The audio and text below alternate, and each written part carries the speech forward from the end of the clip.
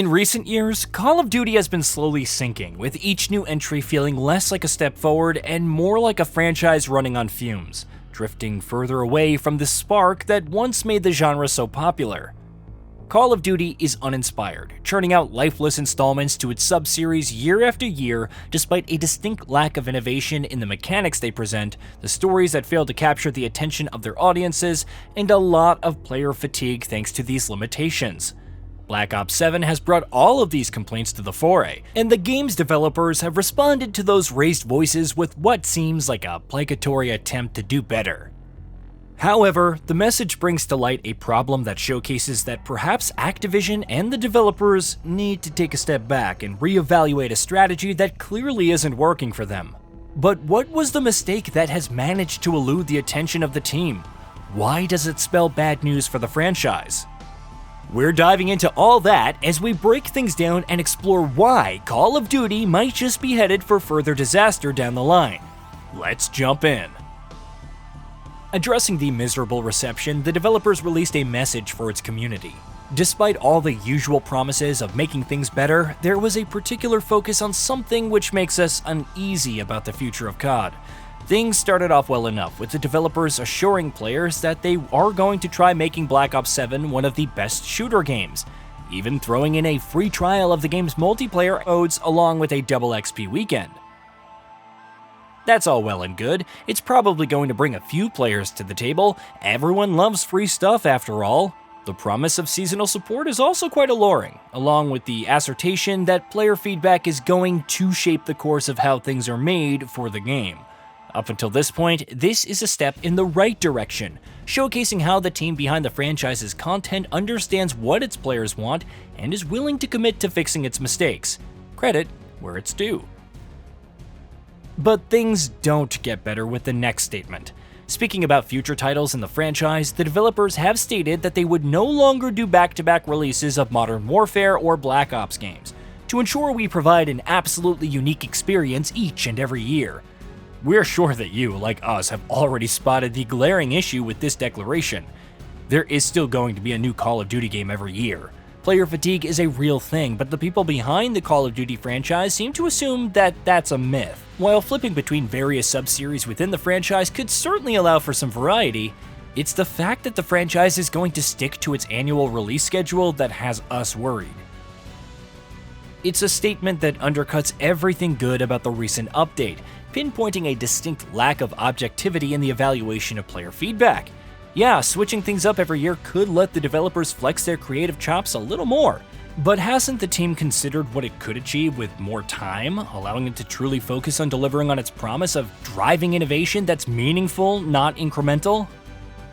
If you're thinking that switching between sub-series is going to be a smart play for the franchise, and that perhaps we're being a tad paranoid, we're going to have to disagree. Let's look at how things have been for the franchise in the past 3 years, beginning with 2023's Modern Warfare 3, and dive into why continuing with annual releases isn't going to fix things for the franchise's dire straits. MW3 2023 marked the beginning of a string of releases that were truly baffling in terms of their quality. For starters, the campaign's early hours go against the genre's formula, and not in a good way. Its attempts to set up the big bad fall flat. While the missions themselves are downright tedious, the poor enemy AI, the lack of interesting objectives and optional quests, and a multiplayer mode that failed to add much to the game's overall promise. However, the multiplayer modes were fairly okay, and at best acceptable, and perhaps something to take note of in an otherwise bland game. Black Ops 6 came along in 2024 and had us hoping against hope that the switch to another sub-series could help inject some variety and true innovation into a formula that was already testing the patience of its players in the years before Modern Warfare 3. But that was not to be. While the Omni-movement system could have been a fantastic touch that changed the way its players approached the game's grand set pieces, it wasn't really necessary to victory. It was a decision that undercut the very innovation that could have elevated Black Ops 6 and put the game back on the map. That isn't to say that the game didn't have its moments. The campaign was certainly better than the one in the previous year, despite a rather annoying new UI that seemed to want to delay you from enjoying the game as much as possible. The multiplayer modes were sadly a downer, with boring map designs that made matches feel routine rather than fun, along with technical issues that marred the experience. It was clear that the franchise was not able to hit all the right notes, and its annual releases weren't helping matters. That brings us to this year and Black Ops 7. We, along with many others, lamented that that was the worst campaign we'd seen in the entire genre. But things might have been different if the rest of the game didn't feel so drab, almost as if by design. We know that wasn't the case, but how could things go so wrong for these games that held an undeserving hold over a genre, and continues to annoy its players despite the shortcomings that every title presents? Well, it's simple. It's a matter of burnout, as it isn't only gamers who suffer from spending too much time on annual titles that don't really do much to stand out from the ones that came before them.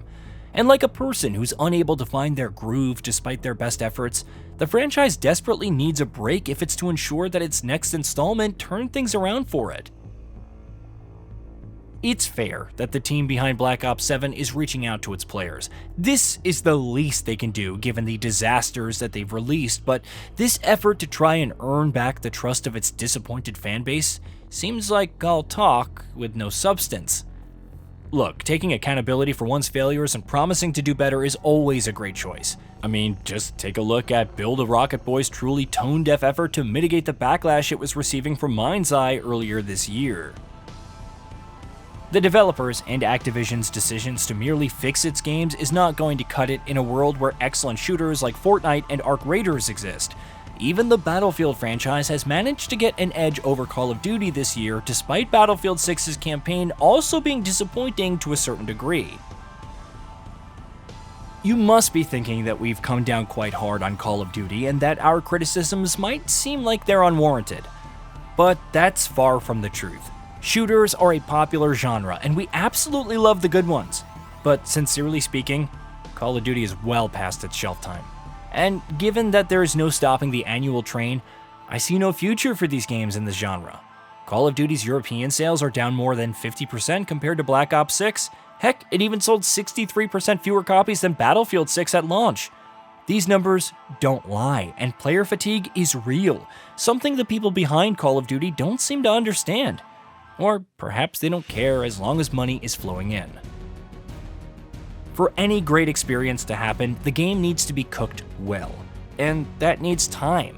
Judging by the developer's latest statements, it seems that the end results are not going to get any better.